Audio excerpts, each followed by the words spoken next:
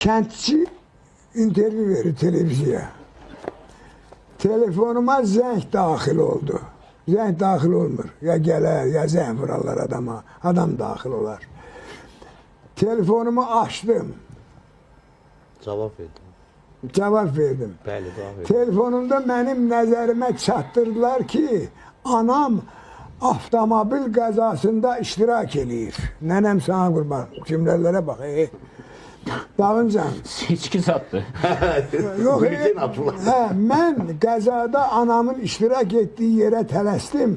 Orada anama baxış keçirtdim. Harasına baxdın? Nə baxdın? Anamın üzərində təcili yardım həyata keçirdəndən sonra o dirçəlməyə doğru addımladı. Bu hardan oxuyursunuz? Bunlar hamısı televiziyada, hansı televiziyada, hansı verilişdə, saat necədə hamısı məndə var. Onlar bura mən yazamıyorum, dalına qulaq, elə bu nədir? Gene kəndçi, bizən bax o kəndçini bugünə salan o indicə intervyu verəni televiziya məkanıdır. Televiziya məkanı Azərbaycan xalqının həm dilini məhv eləyib, həm də ki mənəviyyətini də anasını ağladıb. Özdə indiki televiziya dili ilə sizə deyim ki, uşaqlar, heç namuslu qeyrətli veriş də ortalığa çıxartmaq mümkün deyil. İndiki dildə ancaq elə bunlar deməyin, dalına qulaq. Maşınımın arxa nahiyəsindən həmlə edərək, nənəm qurban sana kəndçi. Maşınımın arxa nahiyəsindən həmlə edərək maşınımın arxa nahiyəsini əzdi. Mən də maddi ziyana düşdüm. Maşınımın orası da maddi ziyana düşdü. Maşının arxa nahiyəsi olmalı. İndi bir 3-4-ünü də oxuyum. Bax, söhbətimizi burada quraq.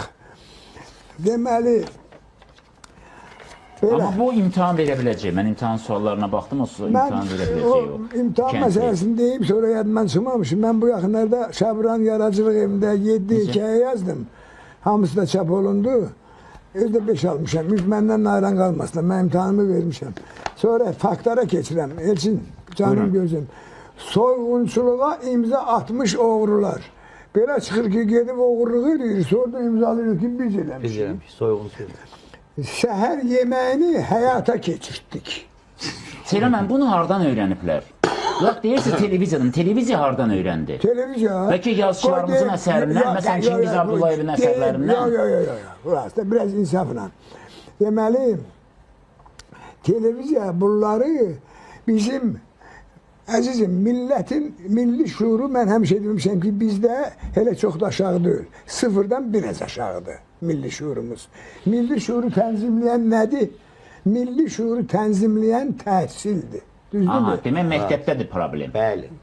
Təhsil. Problem məktəbdə deyil. Problem təhsilin məktəbdə olmamasında. Təhsil. Problem dövlət imtahan Fikrimi dağıtmayın da mən yaşlıyam, sonra işim gedir.